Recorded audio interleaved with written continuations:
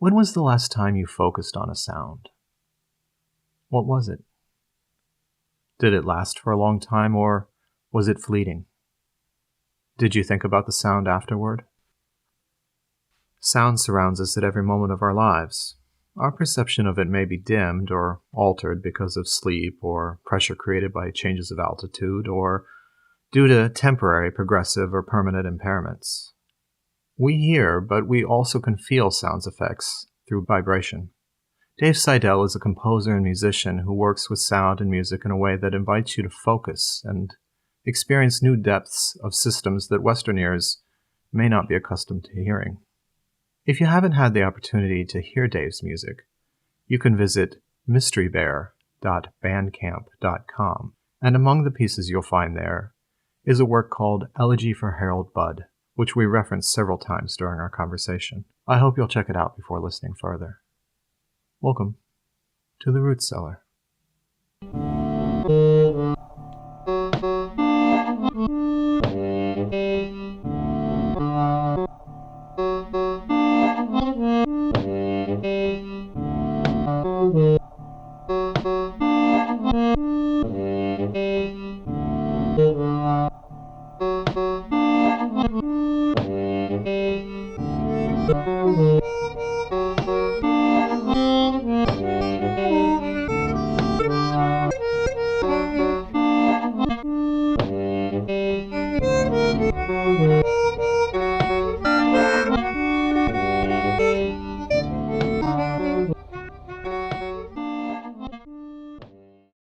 Thank you, Dave, for having me to your studio today. How would you describe your music? It's a good question because I always have trouble with labels and genres because they're kind of reductive. So I write stuff that uses a lot of long tones, and so sometimes I say it's drone music.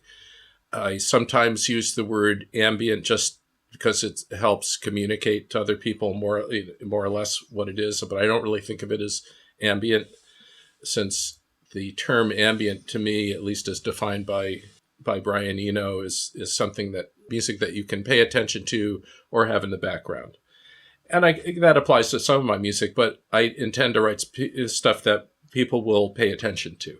So I don't really think of it as ambient, but because it's droney, like ambient music, I sometimes use that term just as a simplification. But so I don't really have a good label. I sometimes use the term experimental, which kind of fits sometimes in the sense that I feel like every time I start a new project, I'm experimenting with some new idea. I'm not just using the same instrument, and there's nothing wrong with using the same instrument, but I'm trying to do something new each time, some new configuration of whatever I have in terms of hardware, whatever I can do with software. And so in that sense, it's experimental. So saying experimental electronic music is also valid. It is primarily electronic music that I do. When did you come to electronic music? Pretty late in life, actually, not until the early 2000s. Okay. I think my first release of this type of music was 2006, 2007. And up till then, I started out as a guitarist. I studied classical guitar. I got a degree it's a liberal arts degree at Simon's Rock, but it was based on music theory and composition. And then I played primarily electric guitar for years after that. And that's what I did in New York during that time, it was a good time to be in New York as a electric guitar player who could read music, because there weren't that many people who could read. So I had the opportunity to work with some really interesting composers in the downtown scene, people like Lois Vierk and Scott Johnson and a few other people. It was also a nice period of time because it was a short window, maybe of, 5 or 6 years, when there was money flowing in from grants, arts grants. Arts grants. What was the time period again? I'm sorry? The time period? So I was there 78 to 88. So okay. I'm talking about really the 80s, the early 80s, or early to late 80s. There was money that was coming into mostly to choreographers, and then choreographers would hire composers, and then composers would hire musicians.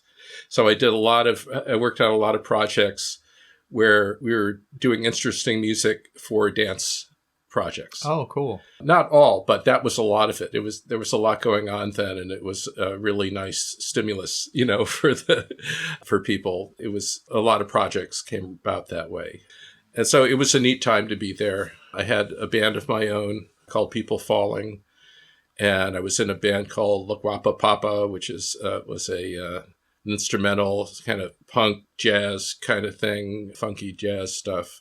And then I played with some of the people I mentioned, like Scott Johnson, Lois Vierk, played with Guy Klusevic a little bit, the great accordionist.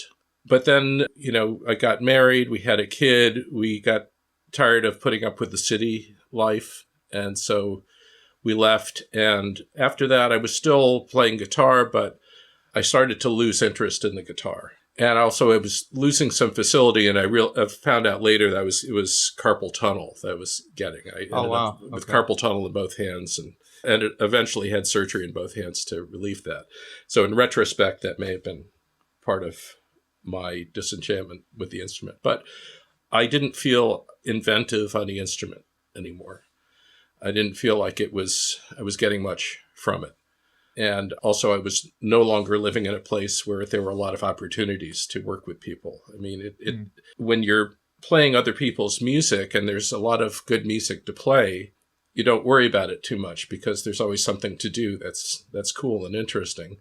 But when we moved upstate and there wasn't much going on, it sort of revealed for me my own deficiencies in terms of doing that. Now, I always had aspirations of being a composer, but I didn't do a lot of that. I wrote some things. So after a few years, so we moved out of the city in 88, and it wasn't until the early 2000s that I started playing with electronic music on the computer using C-Sound. C-Sound is software that's like a computer language for writing music. Between that and getting into stuff like Lamont Young's music and some other things, it all came together for me as this is what I wanted to do. I like long, drony things. I like things that would really make you focus on small details in the music. And I felt that was very idiomatic for the electronic medium. Those kind of long tones. You can't play that way on an acoustic instrument without a lot of effort. To have, on a stringed instrument, on a bowed instrument, you can sort of do very long tones, but there's always some interruption. And so you have to have multiple people sort of overlapping in order to make it sound like it's really continuous. And it's not really possible with other instruments because people only have so much breath or whatever, or a piano has a beautiful sound, but it decays. Right. Whereas electronics, you can really do anything, but I felt that drones were very idiomatic to that medium. And also, I was interested, this is mainly from Lamont Young again, in different tuning systems, non-traditional microtonal tuning systems, which can be difficult to achieve with conventional instruments. Mm-hmm.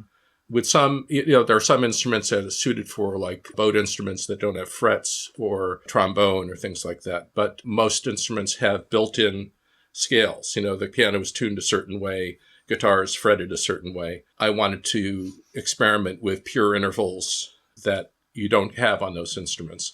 And that's another thing that's idiomatic, in my view, to electronic music, where you can be very precise with tuning and you can get any intervals you want, any note in any interval. So essentially, one way to describe this would be playing between the cracks of the keys on a piano. Yeah, that's right. You can do that with a piano if you retune the whole piano, but and it's been done, and that's what Lamont Young did with the well-tuned piano, and it's beautiful. It's beautiful stuff. But he had to dedicate a piano to that, and it's an expensive proposition to keep that in tune and maintained. So there's a lot of people who do different kinds of microtonal music in acoustic world and in the electric world and in mixtures of both. But it was around that time, the early 2000s, that I realized that this was where my voice was, so to speak, in that area, in that idiom and those kind of sounds. And that's what I started doing. I'm kind of making an assumption from how you've presented this that you went from a very collaborative conversation about music to a place of introspection and personal reflection that Yeah. led you in this direction. Yeah, I think that's accurate. That's interesting. Partly because I was no longer around really much of a music community, having left the city. When I was living in the Albany area, I didn't know too many other people playing music, a couple people. There are people playing music up here, but not necessarily the kind of music that I was interested in doing. And up here, there isn't really much of a music scene at all, really, unfortunately. I have a friend in town Eric Gagne, who does a great job at making things happen. We had a music festival here called The Thing in the Spring for about 11 years, every springtime, that grew from 2 days to 5 days.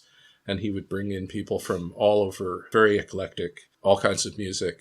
But that's an exception, and that took one particular person's sort of exceptional energy and impulse to do that. But there's nowhere around here to play the kind of music I play. Yeah. For me to do gigs, I have to go down to Western Mass, where there's a pretty good community of that kind of stuff, or down to Providence, or to Eastern Mass outside of Boston. So I have to basically leave the state in order to have a venue, with very few exceptions. I know we're just sort of coming, hopefully, out of the pandemic, so I'm sure no gigs for some time. Right. But before that, how often were you able to do gigs? Well, for the last couple years before the pandemic, I had slowed down a bit because I wanted to spend more time on each piece of music. But there was a time period for a while where I was playing almost monthly. Oh. There was a great place in Lowell, Mass called 119 Gallery. It's no longer there, but it was an art gallery. Walter Wright, who was one of the people running the place, he goes way back in experimental music and video, back to early the kitchen days in New York and stuff like that. So he was very open, and he fostered a really good community of improvisers primarily. And I was just getting into electronics, and, I went down there and got to know him and some other people there and started playing there and got to do pretty regular sets down there. It's usually by myself, sometimes collaborating with others. And I got into this rhythm where I might be playing almost every month, and for each one I would come up with a new piece, basically a new assemblage of gear. This is before I had modular synths. It was all guitar pedals like these things on the shelves behind you. And that was a lot of fun. But then the gallery closed, and I wanted to spend more time thinking about composition, and instead of just sort of having these continual deadlines that I made for myself, I wanted to spend as much time as I wanted thinking about a piece and letting it develop. So I slowed down quite a bit. There's actually, on my website, there's a page that shows all of the performances I've done since I started doing this stuff. So you can sort of see that it started small, and then it got kind of dense, and then it thinned out a bit. And now, of course, it's very thinned out, and that's fine. I don't think that I'm going to seek to, ever get back to that kind of rhythm. I mean, it would be one thing if there were venues around here. Yeah. But I have to travel to go anywhere. It's, not as easy for me to stay up late anymore.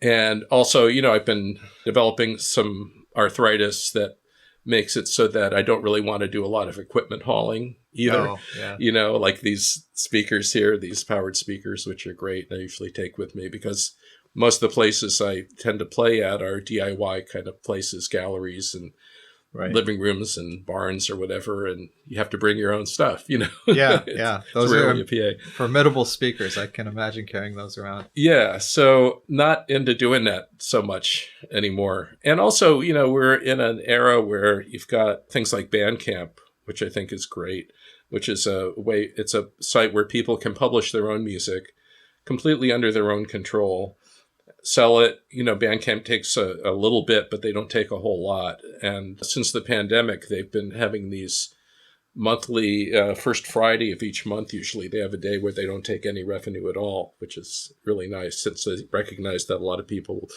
who I don't depend on that income, but some people do. Mm-hmm. And people can't tour much anymore. For a while, they weren't touring at all. And so the only way you could make money as a musician was by selling it online. So anyway, it's easy to publish your own work now. Right. And to do it under your own control completely. I like that. I don't really feel a need to, I like performing.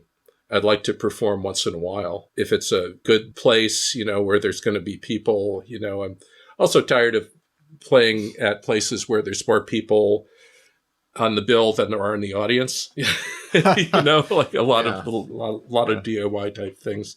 That's fun too. But it becomes more of a social situation than really a concert situation in a way. Social in terms of hanging out with other musicians, and that's nice. But there's a lot of effort involved. Yeah. It's not about money because I have a job. I don't expect to make a living from music ever. I did hope to do that maybe in my 20s for a while, but that didn't last very long. So I'm kind of content to be here working on my stuff and putting it out when I feel like putting it out. And if the right opportunities come up to perform, then I'll certainly consider that. But I don't consider it my primary aim. Mm-hmm. With the reduction of playing live shows, how are you getting feedback to your work? Or is feedback important to you at this point? Well, feedback is nice, praise is nice, but also any kind of feedback is nice. But, I don't feel like I'm getting that much less feedback now than I was when I was playing. Because when I was playing, I would get feedback from other musicians, which is nice, and sometimes from audience members, which is nice. But I think I get a pretty good amount of feedback now through Bandcamp, through Twitter, Reddit, places like that, Instagram. I use all of those things because they're there and they're helpful, or Facebook even. Facebook has a lot of problems, but I'm not going to quit it because for me, it's one of the best ways to be connected to other musicians and family. I feel like I get plenty of feedback through all of those means. It may not be, one-to-one in-person feedback, but that's okay. I don't need that. But really, when it comes down to it, I'm making the music I want to hear. I'm trying to make sounds that I get in my head and that I haven't heard before. And I'm trying to please myself more than anything. If other people get into it, great. That's fantastic. But I don't depend on it. I'd be sad if I put something out and nobody ever downloaded it or bought it. So, I need some of that like anyone else does, some kind of feedback loop, whether it's comments or people paying for it or whatever. So that's all helpful and encouraging, but really I'm trying to please myself. I'm my own audience in that sense. I think you have to be that way as an artist. That's how it feels for me. Anyway, as an artist, if I'm going to elevate myself to that level, right? Isn't that I'm not doing it I'm not trying to get on any charts, I'm not trying to book tours or any of that kind of crap. I'm trying to make music that I want to hear. And that's it. That's a great place to be, it seems like to me. I'd like to talk to you a little bit about how you're creating pieces and as we're talking, you're surrounded by module synths and instruments that you're building and in the process of building. As I understand, the building of the instrument is integral to the piece that's created. Not necessarily. Okay. Well, there's a few reasons for building these modules. One of them is financial, right? It's an expensive habit to get into modular synths.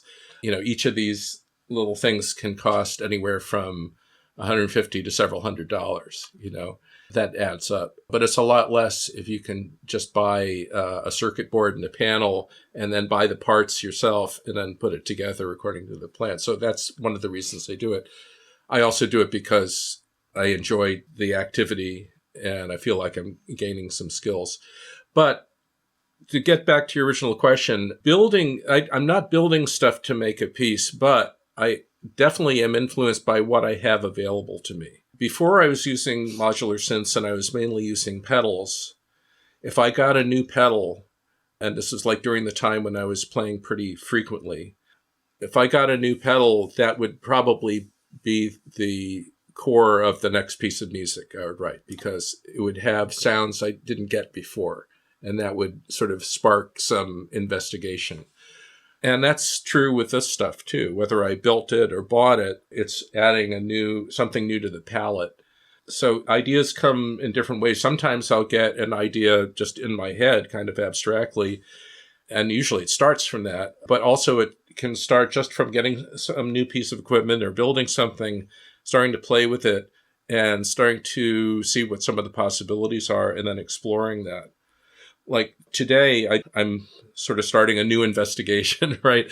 I've had this instrument, the Divina, for a little while. I've put out my most recent release, which is called Elegy for Harold Budd, uses this pretty heavily. I was just thinking last night I do play this through effects, but I wanted to experiment now with putting this through the modular system, which has, almost infinite possibilities.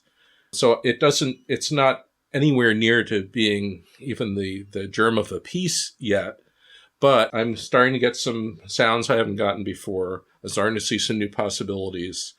And that's usually the milieu out of which a piece forms. So sometimes I have an idea and I'll try to manifest that idea in the hardware or in the software. And sometimes I'm starting just from experimentation. But it's rare that the initial idea is necessarily what the eventual piece turns out to be. It's usually like a kind of a convoluted path and driven by, intuition and accident and all of those things, which is great. Yeah, that is great. When you say initial idea, what do you mean by that? Well, so trying to think of a concrete example. Let's say one of the things I do in my music is explore sonorities, and a sonority, just to kind of define that, is it's the sound like that a chord would make.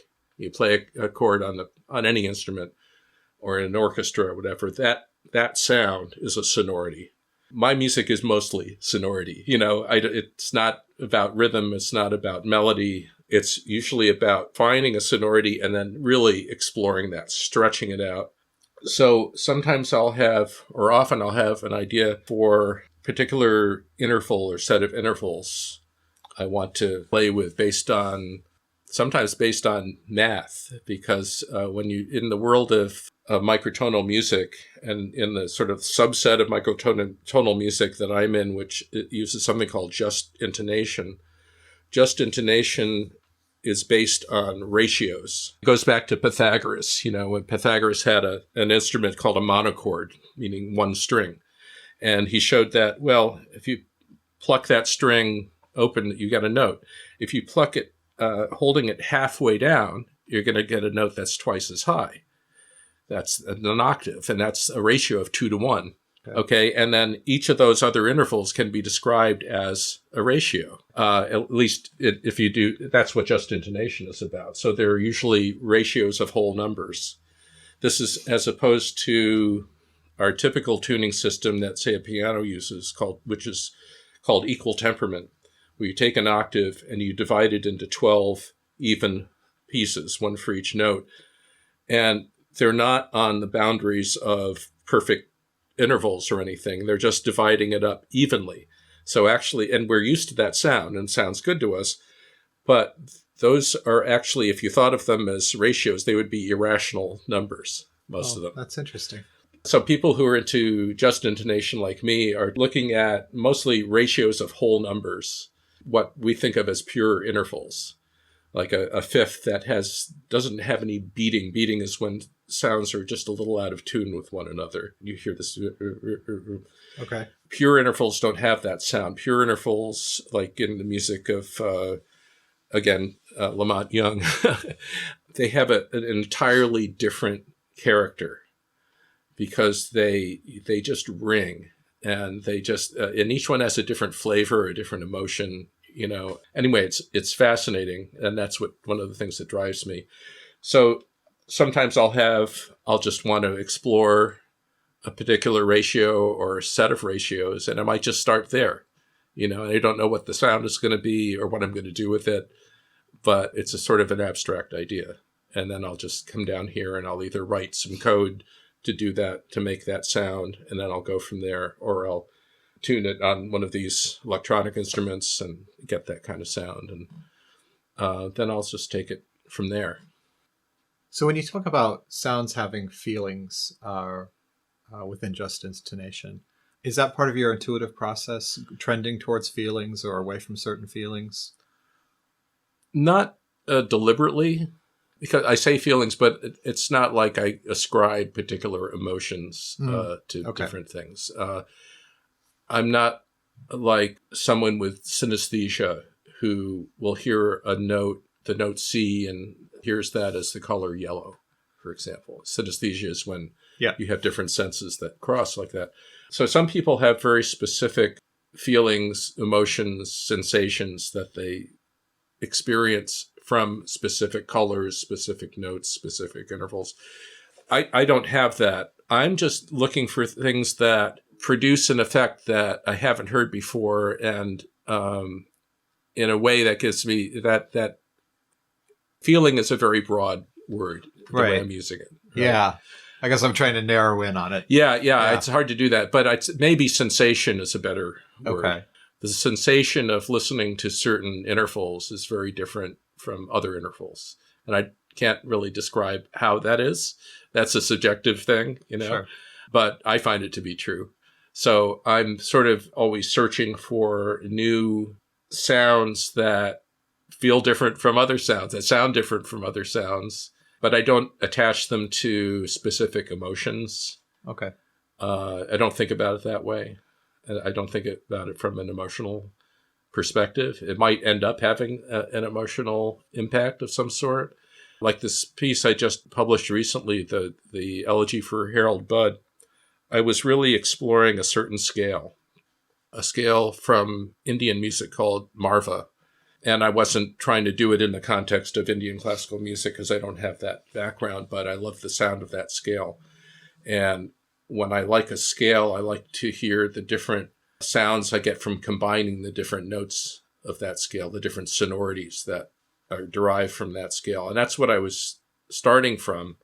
But then as I got into it and it started to get a form, have a form and a shape, it also started to have kind of a elegiac feeling. I don't know if I pronounced that right, and also I thought that some of the harmonies I was getting reminded me a little bit of Harold Budd. And I was thinking of Harold Budd because he died, within the last year of COVID, and he's one of my favorite composers. And so it sort of pulled me in that direction, but I didn't have that intention going into it.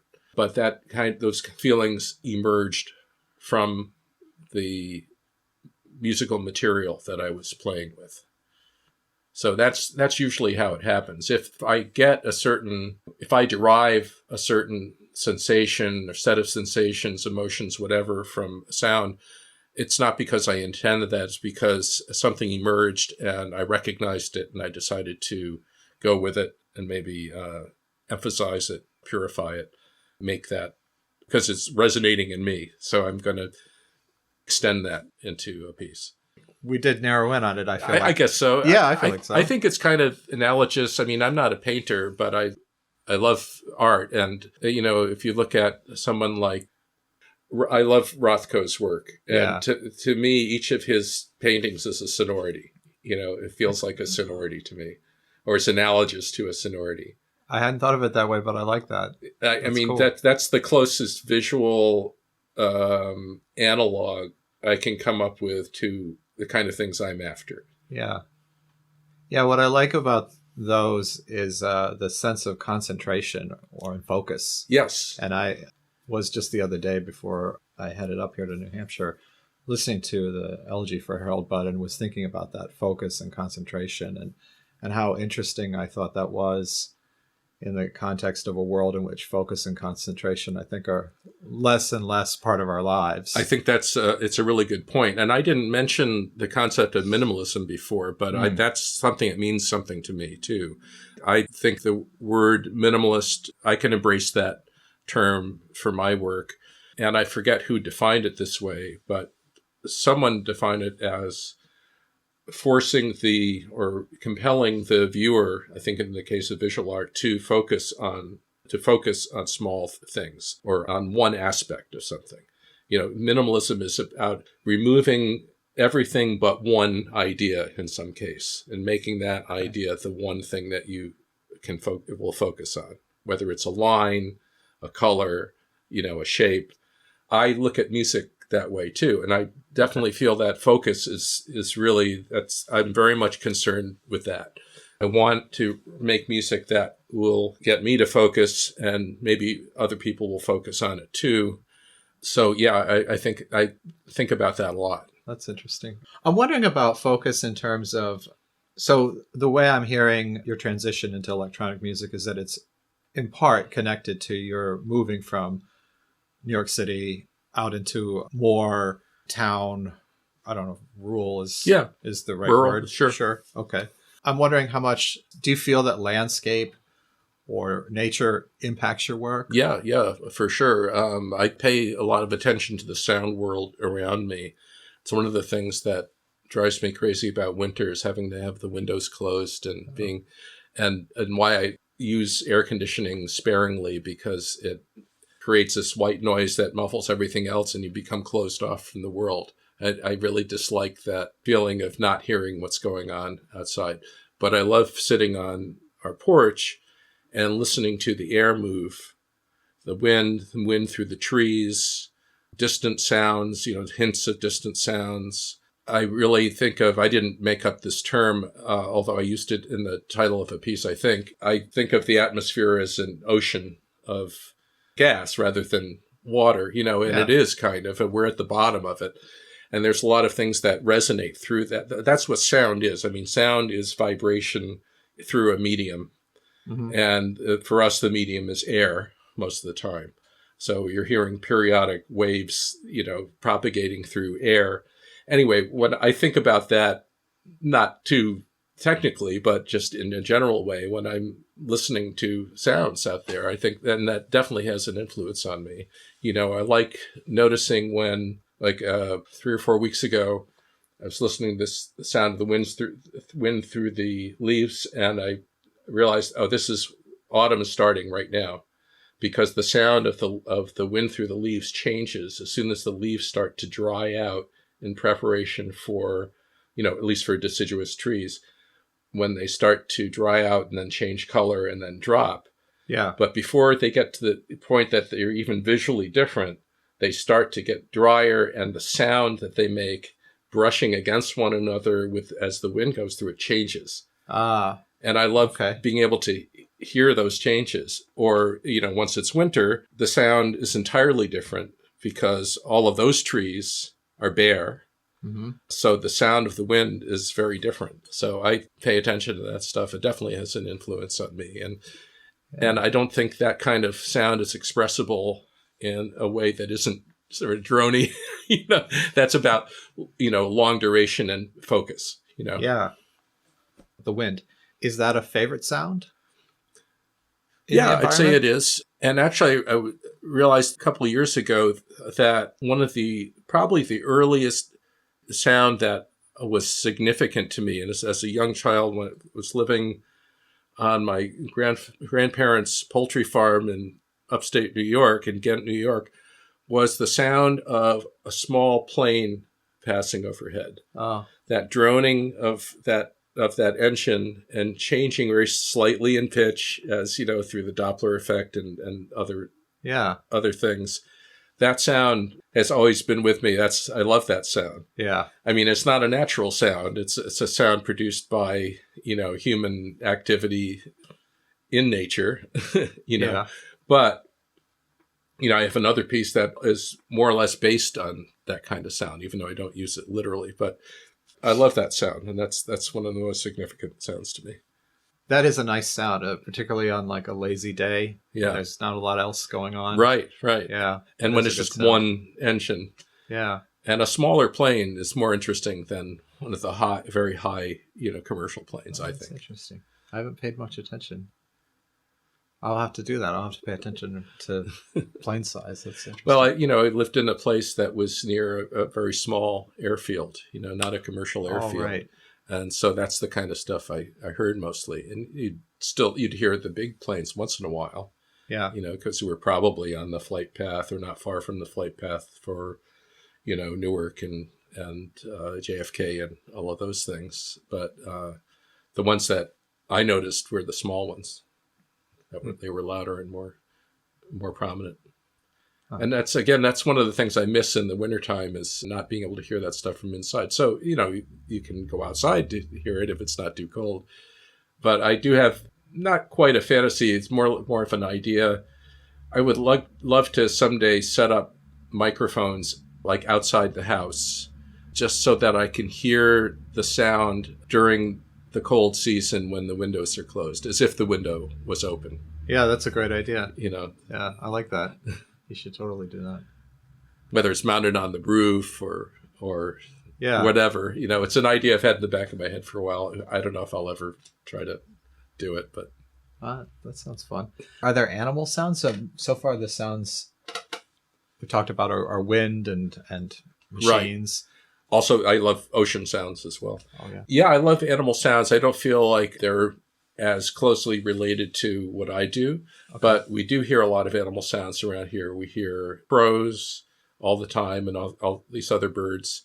We hear at night often owls, which are really great sounding, especially when there's two or three of them sort of having a conversation for a while. It can be spooky, but also really cool. Yeah. We'll hear groups of coyotes sometimes out in the woods sort of howling at each other. Yeah. Howling and yipping. Those are the ones so that's an important part of living out here too, is having access to those kind of sounds. But not necessarily important not as a direct influence. Yeah. I mean, I'm not trying to imitate any of those things or the sound of a whale or anything like that. But, I've made sounds that sometimes sound like an underwater creature or something. But it wasn't because I was trying to imitate it. Very good. Really interested in this new instrument that you made reference to earlier, which is just two pieces of wood here, like a long stick with a cross piece. And two strings on it. Stringed instrument. And you were telling me earlier when I first arrived about how you'd modified it a bit. I modified it simply by adding frets to it. It's a fretless instrument, but I want to get, because I'm into tuning stuff and microtonal stuff, I want really precise tuning, and I distrust my ability to achieve that on a purely fretless instrument. So I'm adapting this technique that's been used for hundreds of years on instruments like the lute or the viola da gamba, and it's actually also used in many Indian instruments like sitar, and that's tied frets. So these frets are made from monofilament, and they can be moved. So, in fact, I move them all the time, just a little bit, just to get exactly in tune for a particular note. I'll check each pitch on a string and make sure that they're in the right place. So this is set up for a scale right now called a hexany scale. Before this, it was set up for the Harold Budd piece, so it was set up for the Marva scale. So they were in different places. I could, of course, fret it like a traditional Western instrument in equal temperament, but that doesn't interest me, so I'm not going to do that. But for me, this gives me a lot of flexibility that I wouldn't have in a fixed fret instrument, because I can customize it for what the sounds that I want to work with, or the scale I want to work with. Okay. So I love it for that. I also love it because I was a guitar player for a long time, and I still play bass sometimes, but I love the idea of more continuous sounds. And so being able to play with a bow is great. And I'm still new at that. I'm still learning how to do that. But it's something you don't get from a plucked string, right? Because when you pluck a string, it's going to ring for a little while and then it's going to stop. Just like a piano, when you hit a key, the hammer strikes the string, it's going to vibrate for a little while, and then it's going to die away. Yeah. But with a bowed instrument, as long as you're applying the bow to the string, it's going to vibrate. So it's longer tones, Yeah. which is what I like. So this I've had not that long. This is made by a company in Russia called Soma. The instrument is called a Divina, D-V-I-N-A. It just has opened up some new possibilities for me. Yeah, it's interesting because this kind of like shortens, if I'm understanding correctly, it shortens your drones a bit, right? Because you can have a lengthier note. But there is a limit to it. Yeah, right? Yeah, because you've got to change directions on the bow, right? So that's where the electronics come in. So okay. So you've listened to that Harold Budd piece, and you get these long washes of sound. Well, that's from the Divina being played through some effects, a looper and some other effects that are prolonging the sound. Okay. I'm not averse to doing that. Not a purist in that sense. I want get the sound I want to get however I get it. Yeah. So for me, it gives a starting point of a tone that I really like, a timbre I really like. Okay. And then I can extend it infinitely through different effects. So I can get almost infinite sustain on it. Okay. In that way. Interesting. Not directly, I mean, it is possible to play for a long time, but again, you still have to, the bow will only go so far, and then you have to reverse direction. And there's always a little bit of a hesitation or a gap there as the bow changes direction. Yeah. Do you like it for the pressure differences that you can get from the way you apply the bow? Is that something you play with? I think as I get more adept at it, yeah, because, just like with a guitar, if you pluck it closer to the bridge, you get a sharper sound, and away from the bridge, you get a different kind of sound. Same thing with any string, so if I bow closer to the bridge, I'll get a different kind of sound. If I bow it in certain ways, I'll get different harmonics, a different harmonic content of the note. Harmonics in the sense of, every sound is made up of a series of harmonics. It's called the harmonic series. Different instruments sound different ways because they have different relative values of those harmonics, but they all have harmonics. But playing it with different pressure or a different angle or at a different location, you get different harmonics on there too. So yeah, that's all great. That's all great stuff. I also love the minimalist design. Yeah. Of this thing. Aesthetically, it's very appealing. Yeah. Yeah. I mean, it's solid and it's beautiful. It's made of this beautiful wood, and so it's a lovely thing. Yeah, very cool instrument. It feels almost like a full circle here. A little bit. Yeah. With the full circle of all, although it's, most circles are really spirals, right? Because you're ending up at a different place, even though you're moving in a circular direction. So I would say it's more of a spiral in the sense that, I started with a stringed instrument, and now I'm using a stringed instrument again. But it's a very different kind of stringed instrument, produces different sounds in a different way. And people do a lot of beautiful droney music with guitars too, using effects. But there it's mostly the effect that prolongs the note. Here you have some natural prolonging of the note from the bow, and then it can be enhanced. Anyway, they're both valid, but so it's circular in that sense. Where do you see your work going from here? I have no idea. No idea. Yeah, and I don't need to know. Okay. I just want to keep exploring the ideas that come up in my head or that come out of just playing with things and experimenting.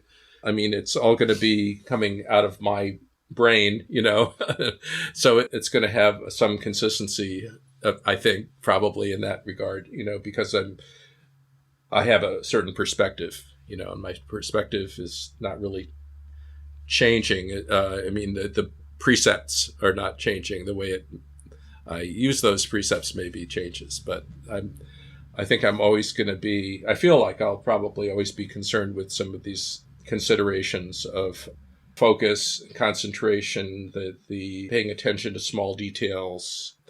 I mean, I think there's an infinite area to explore there. Just going to trust the process. Thank you for having me to your studio. I appreciate it. Thanks for coming. The music for this podcast was created by Two Hands. You can hear more music by Two Hands by visiting Two Hands, that's 2TOO, .bandcamp.com. Join me next time when I speak with ceramicist Esther Clark. You can stay up to date by subscribing through your favorite podcast service, joining our Substack mailing list at therootcellar.substack.com, or following me on Instagram at Beyond the Beyond.